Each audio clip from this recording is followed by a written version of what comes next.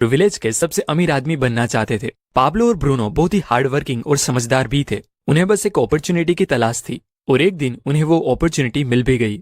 उस विलेज को 2 लोगों की जरूरत थी जो पास की रिवर से पानी भरकर ला सके, और ये काम पाब्लो और ब्रूनो को दिया गया। गांव वाले उन्हें 1 बकेट पानी के लिए 1 पेनी पे करते थे। ब्रूनो को लगता था कि मेरा सपना पूरा होने वाला है, लेकिन पाब्लो अभी भी थोड़ा कंफ्यूज था। उन हैवी बकेट्स को उठाने की वजह से पाब्लो के हाथ बहुत ही दर्द करने लगे थे।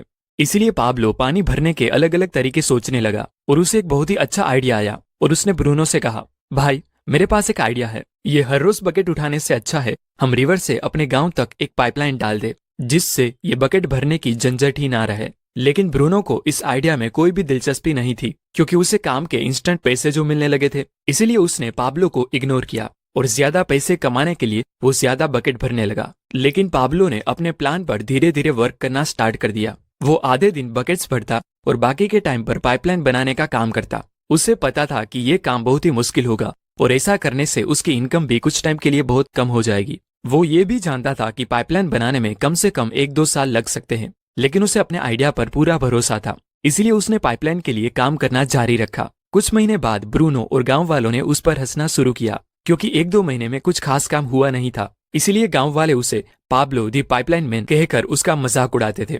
और दूसरी तरफ बकेट भरने वाले ब्रूनो की इनकम डबल हो चुकी थी। वो बड़ा घर खरीद चुका था, उसकी लाइफस्टाइल बदल चुकी थी। अब वो नई नई चीजें खरीदता था, जिसकी वजह से गांव वाले उसे मिस्टर ब्रूनो कहकर बुलाते थे। ब्रूनो जब वीकेंड्स पर मजे करता तब भी पाब्लो पाइपलाइन के लिए खुदाई का काम करता था। पाब्लो का काम बहुत ही मुश्किल था, इसीलिए वो हमेशा अपने आप को रिमाइंडर देता कि आज के सेक्रीफाइस की वजह से ही उसका कल का ड्रीम पूरा होगा। पाब्लो को पता था कि शॉर्ट टर्म का पेन लॉन्ग टर्म का गेन होता है, इसलिए वो डे बाय डे पाइपलाइन बिछाने का काम करता रहा। कुछ महीनों बाद पाब्लो की आधी पाइपलाइन बन चुकी थी, जिसकी वजह से उसे पानी भरने के लिए अब बस आधे रास्ते तक ही आना पड़ता था। इससे उसका काफी टाइम बचने लगा और वो पाइपलाइन बनाने को ज्यादा टाइम देने लगा। कुछ महीनों बाद ब्रूनो ने रियलाइज किया कि रोजाना इतनी बड़ी बकेट उठाने से उसका शरीर अब पूरी तरह से थक चुका था। अब वो पहले जितना पानी नहीं ला सकता था, जिसकी वजह से वो बहुत परेशान रहने लगा और लोग उसे ब्रूनो द बकेटमैन कहकर बुलाने लगे। और इस तरफ महीने गुजरते गए, पर पाब्लो ने अपनी पाइपलाइन पर काम जारी रखा और देखते ही देखते कुछ ही साल में पाब्लो ने पाइपलाइन कंप्लीट कर ली।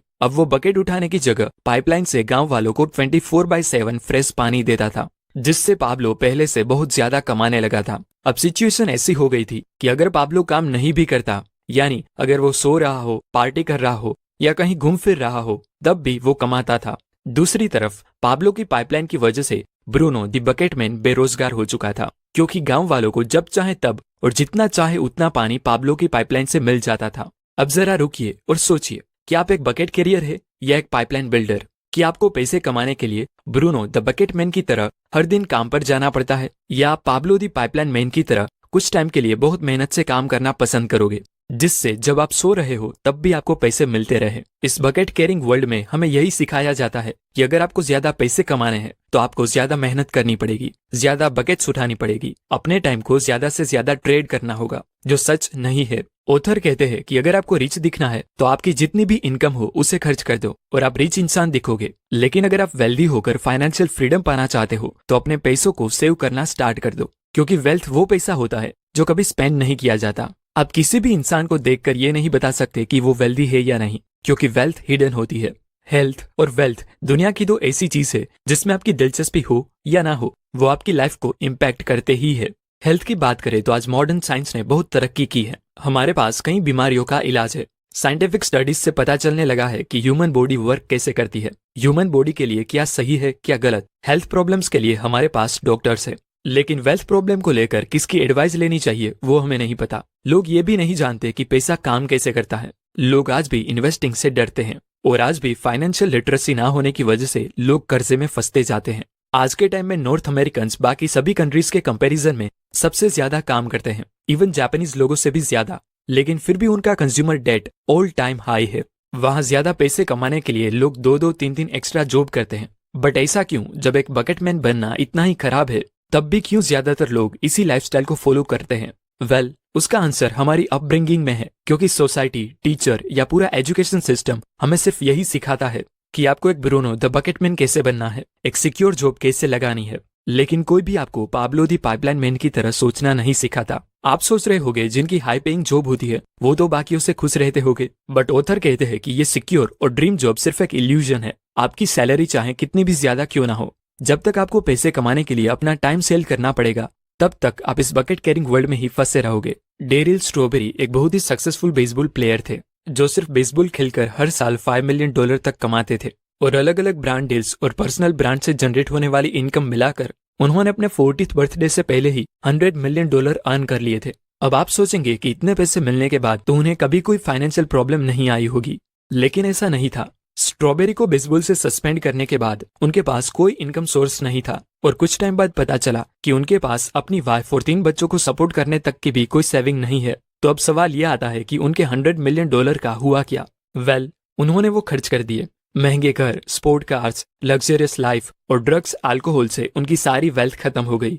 वहीं दूसरी तरफ एक छोटे से टाउन में मार्गरेट और डोनेल नाम की एक स्कूल टीचर रहती थी जो पिछले 50 साल से एक ही स्कूल में पढ़ा रही थी, जहां उनकी सैलरी बस कुछ $100 ही थी। लेकिन जब 100 साल की एज पे उनकी डेथ हुई तो पता चला कि उनकी नेटवर्थ ऑलमोस्ट $2 मिलियन थी। अब आप सोच रहे होंगे ऐसा कैसे पॉसिबल हो सकता है? इतनी लो इनकम वाली एक औरत कैसे एक मिलियनर बन सकती है? आइडिया बहुत ही सिंपल है। मार्गरेट अपनी लो पेइंग जॉब में भले ही छोटी बकेट्स कैरी कर रही थी, बट साथ वो हर मंथ कंसिस्टेंटली अपनी थोड़ी सी इनकम का कुछ अमाउंट स्टॉक्स में इन्वेस्ट करती थी, जिससे उनकी एक लॉन्ग टर्म पाइपलाइन बिल्ड हो रही।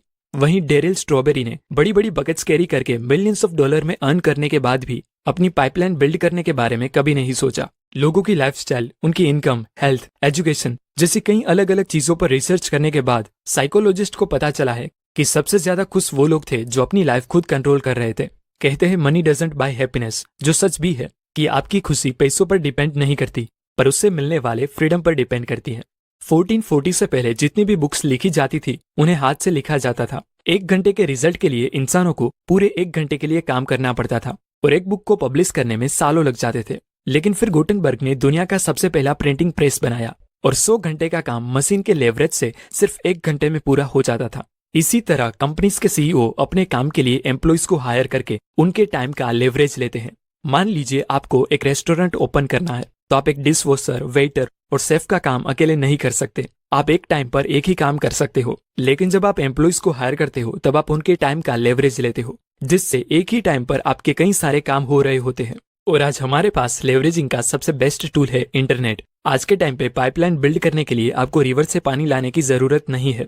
आप घर बैठे बैठे जब चाहे तब काम करके इंटरनेट की हेल्प से अपनी पाइपलाइन बिल्ड कर सकते हो। यहाँ आप कंटेंट क्रिएट करके करोड़ों लोगों तक अपनी बात पहुंचा सकते हो। आप अपना खुद का ई-कॉमर्स स्टोर बिल्ड कर सकते हो जो बिना आपके इन्वॉल्व हुए 24/7 ओपन रहेगा, जहां कस्टमर्स कभी भी आपकी वेबसाइट पर आकर आपके प्रोडक्ट्स खरीद सकते हैं। इसे ऑथर ई पाइपलाइन कहते हैं, जो 21st सेंचुरी की सबसे बेस्ट पाइपलाइन है। अब आप चाहे सो रहे हो या वैकेशन पर हो, ये पाइपलाइन आपके लिए पैसे जनरेट करती रहेगी। आप मानो या ना मानो पर इंटरनेट 21st सेंचुरी की सबसे बेस्ट पाइपलाइन है।